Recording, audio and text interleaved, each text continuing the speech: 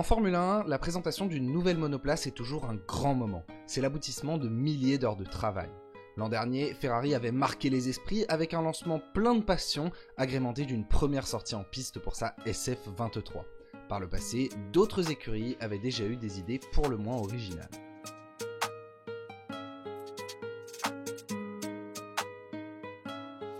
En 1997, c'est le renouveau de McLaren. L'écurie n'a plus gagné depuis 3 ans et sa dernière course avec Ayrton Senna. Pour relancer la machine, Ron Dennis a recruté un certain Adrian Newey. Si vous ne le connaissez pas, c'est le créateur de la RB19.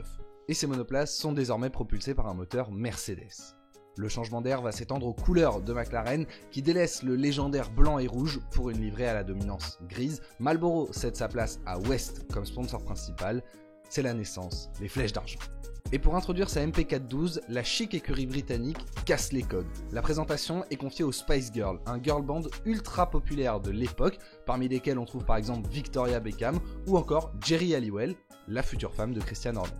Un spectacle son et lumière complet est organisé à l'Alexandra Palace de Londres, où elles arrivent sur l'un de leurs titres les plus célèbres, Wannabe, avant d'y accueillir les pilotes. David Coulthard et Mika Häkkinen avec les Spice Girls, la collaboration a de quoi surprendre, mais c'est un coup marketing réussi pour McLaren, preuve en est, on en parle encore 27 ans plus tard.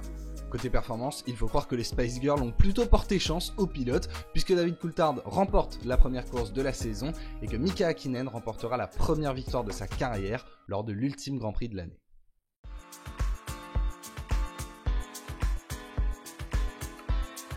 Avant même le début de la saison 2001, il est acté que ce sera la dernière année de l'écurie Benetton qui a été rachetée par Renault. Championne du monde en 1994 et 1995 avec Michael Schumacher, Benetton a marqué les esprits car elle était l'une des premières écuries à porter le nom de son sponsor principal, qui n'était autre qu'une marque de vêtements, rien à voir avec l'automobile, c'était un petit peu Red Bull avant l'heure si vous voulez. Pour rendre hommage à la famille Benetton, la présentation a lieu à Venise, à quelques kilomètres du siège social de l'entreprise. L'idée est pour le moins originale, la voiture est livrée en bateau, puis placée dans un aquarium installé sur la Piazza San Marco. Lorsque le mur d'eau s'abaisse sous les yeux des pilotes et responsables de l'écurie, le public découvre une monoplace toute de bleu vêtue, en attendant les touches de jaune. Si la présentation est une réussite, elle est très loin d'être donnée, coût de l'opération estimé 500 000 $.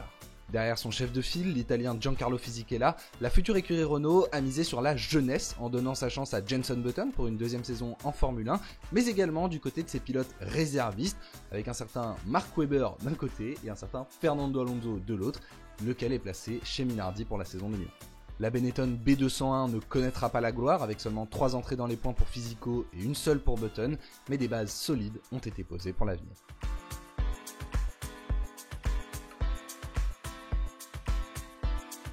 Une présentation unique n'avait pas suffi à Giancarlo Fisichella, il lui en fallait une autre. Alors en 2002, il quitte Benetton pour retrouver Jordan, une écurie qui a souvent profité de ses lancements de Formule 1 pour réaliser de belles opérations marketing.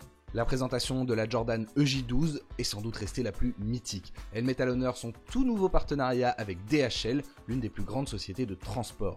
La presse est donc conviée à l'aéroport de Bruxelles, dans le hangar principal de DHL, pour une conférence de presse avec Eddie Jordan et ses pilotes. Tout se passe normalement quand un message est diffusé dans le hangar. Une livraison urgente pour Monsieur Jordan.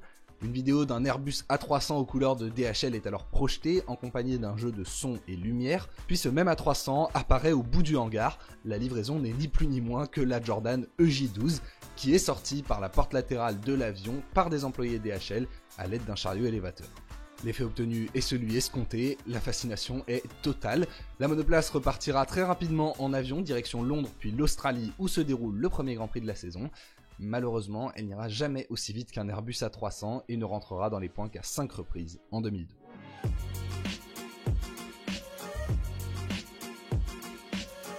Revenons chez McLaren, toujours dans un contexte de renouveau. Après une saison vierge en 2006, Ron Dennis s'est attaché les services du double champion du monde en titre, Fernando Alonso, auquel il accole un jeune débutant du nom de Lewis Hamilton.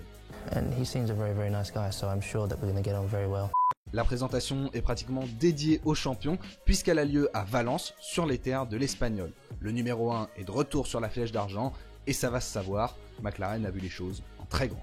4 km de rues ont été fermés à la circulation, l'écurie se crée son propre circuit en ville.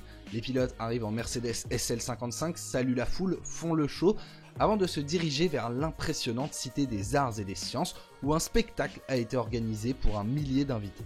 Mais ils sont plus de 150 000 à attendre le retour des pilotes dans les rues, cette fois au volant de leur machine de prédilection. Les monoplaces de 2006 ont été mises aux couleurs de la nouvelle saison et 2 Formule 1 surgissent dans la nuit espagnole. Fernando Alonso et Lewis Hamilton font rugir leur V8 dans la ville, le spectacle est inédit. Après cela, ils retournent à la Cité des Arts et des Sciences pour y dévoiler la version définitive de leur voiture 2007 et la soirée se conclut par un feu d'artifice en ville. Décidément, McLaren a vu les choses en très grand pour ce lancement. La voiture sera à la hauteur des espérances et les pilotes aussi, un petit peu trop même puisque Lewis Hamilton sera très vite dans le rythme de son coéquipier, que la guerre éclatera et que tous deux échoueront à un petit point du titre en fin de saison.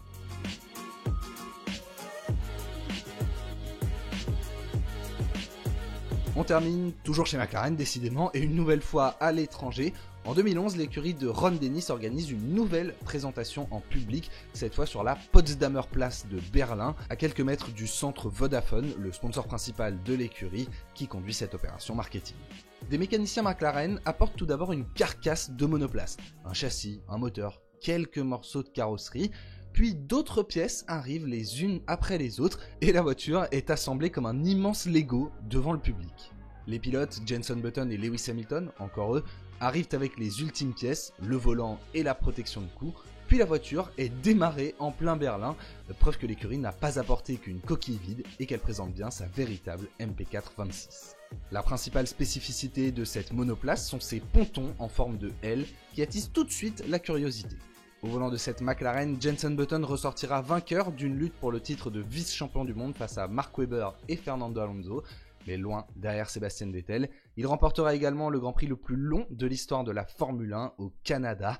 Après 4 heures, 6 passages par la voie des stands et être reparti dernier, il prend la tête dans le dernier tour de la course.